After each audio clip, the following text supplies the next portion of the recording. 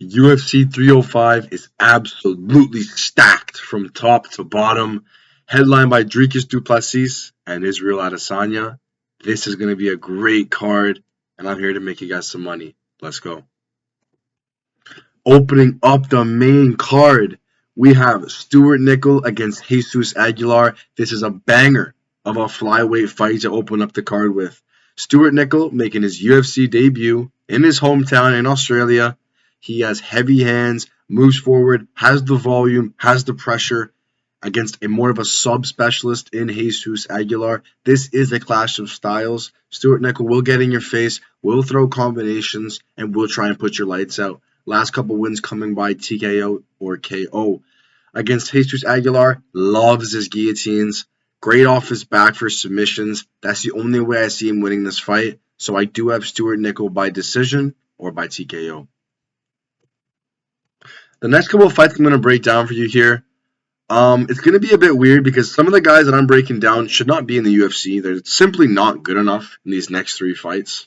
I don't know why they're still here. I think these are free wins for the guys I'm picking today.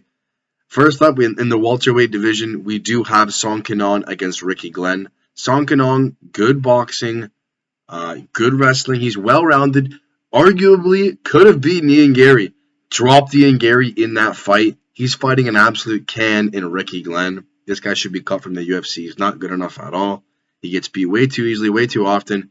He's just not good. Song Kenan will get this job done pretty easily, however he wants. Give me Song Kenan in this fight. Next up, in the trash gauntlet, we have Tom Nolan against Alex Reyes. Guys, please look at the betting line right now. Minus 1,500 to plus 750. That is absolutely ridiculous. And the line speaks for itself. Tom Nolan is going to knock this guy out in the first round. This will be wraps right away. Alex Reyes, the brother of Dominic Reyes, not good at all. 37 years of age against an up-and-coming prospect in Tom Nolan, who is actually quite good. This is not a good fight. Tom Nolan's going to steamroll this guy. The third and final fight of the trash gauntlet, we have Jack Jenkins against Herbert Burns. Jack Jenkins has burned me a couple times in the past, but it wasn't his fault. Okay, I'm going to put it like that. It wasn't his fault. Chepe Mariscali fought. I had Jack Jenkins in that fight. He broke his arm.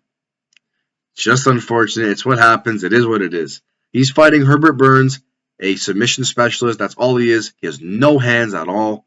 Great at BJJ, to be honest, but Jack Jenkins is going to steamroll this guy. As you can see in the betting line, minus 725 to plus 450. Jack Jenkins is the way better MMA fighter, way better striking, a little bit worse grappling, but Herbert Burns is not even going to get the fight down to the ground for that to happen. Jack Jenkins is going to blast his legs and just put him out. Jack Jenkins by finish, however he wants, to be honest. Now we're out of that garbage gauntlet. We're up to a women's fight now. Casey O'Neill against Luana Santos. I actually flipped on this one. Luana Santos is an up-and-coming prospect, but so is Casey O'Neill. Casey O'Neill did have that bad knee injury, which has made her lose her last two fights in the flyweight division.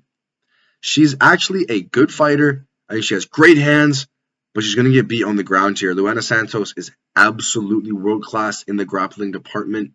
She gets lots of subs, great control on the ground. Luana Santos is going to be the pick in this fight. I just think she's a way better MMA fighter. She's also a prospect. UFC's trying to push her. I think Luana Santos gets this job done. Moving on to our next fight. This is a slept-on fight. This will be a banger. Josh Culibao versus Ricardo Ramos. Very, very good fight here. Both guys are complete fighters. I do have Ricardo Ramos in this fight. He did just lose to Julian Hirosa by submission. Ricardo Ramos got caught in a stupid position. He actually got up from the ground, which made the guillotine even tighter.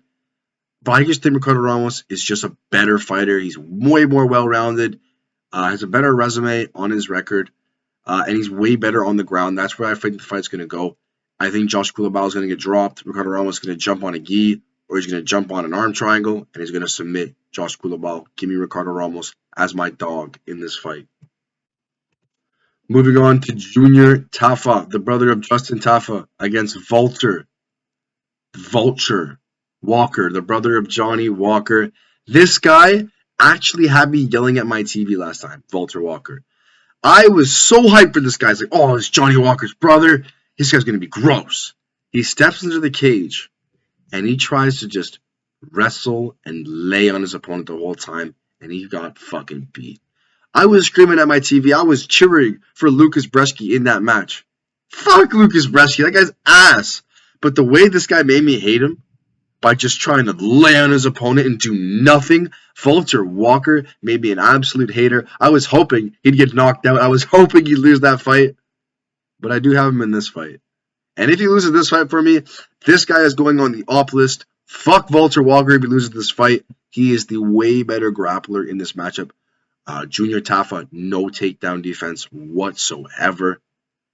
And he's just going to get beat. He's going to get beat to positions, beat in the clinch, put to the ground, just getting toyed with by Walter Walker. I do not know why Junior Tafa is the favorite in this matchup. I understand his striking is going to be better than Walter Walker's, but that's the only thing that's going to be better. Walter Walker, better control, better grappling, better wrestling, and he has better Muay Thai as well. Give me Walter Walker in this fight. I think there's a nice underdog pick again, and I think he's going to roll with us this time. If not, fuck you, Walter Walker. Moving on to the main card of the UFC 305, it is Li Jingliang, the Leech, against Carlos Prats. This is a banger of a fight. Both strikers. Carlos Prats is on my hype train, though.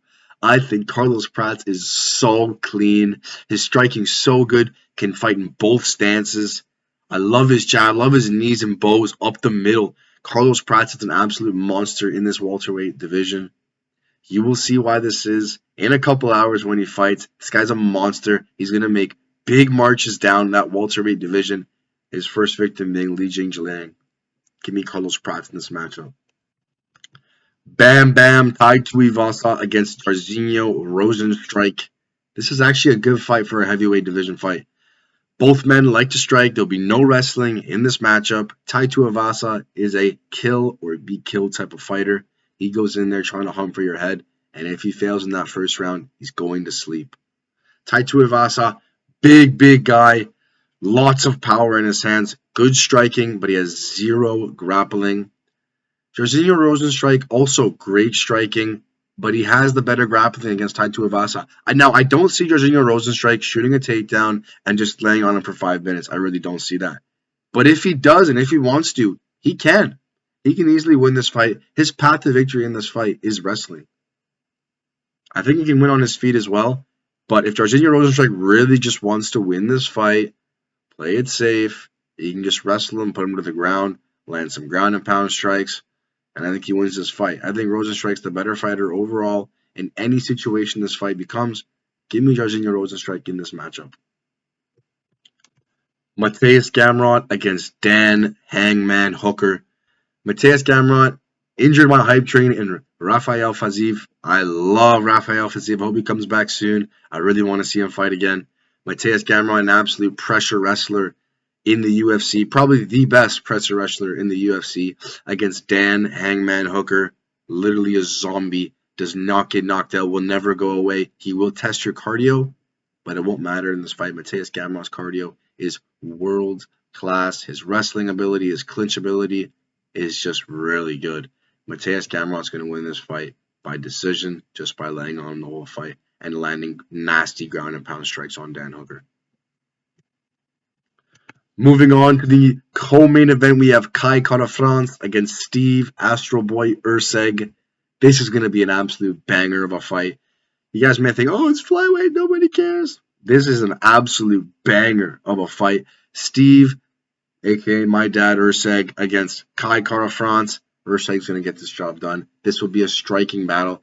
But if Erceg wants to take it to the mat, he will in any way, shape, or form. Kai Kara-France's takedown defense is not great at all, not great ground skills at all. Erceg is the way more complete fighter, and he will get this job done however he wants. Give me Steve Erceg in this fight. Moving on to the main event. The middleweight championship is up for grabs. Dricus du Plessis against Israel Adesanya. This is what you call a rivalry. This is what you call a legacy fight. Israel Adesanya is crying at the press conference. Dricus is just toying with him right now on the mic. Can he toy with him in the octagon, though, is the real question. Dricus du Plessis, a pressure fighter. He will be in your face. Awkward stance, awkward style. Just comes blitzing at you with his bows out to the side of his head. So when your punches come, they hit his bows and it hurts you. I love Dricus du Plessis' style. He's all action, no breaks, just gas. Israel Adesanya, we all know who this guy is. Just world-class kickboxing, great space management.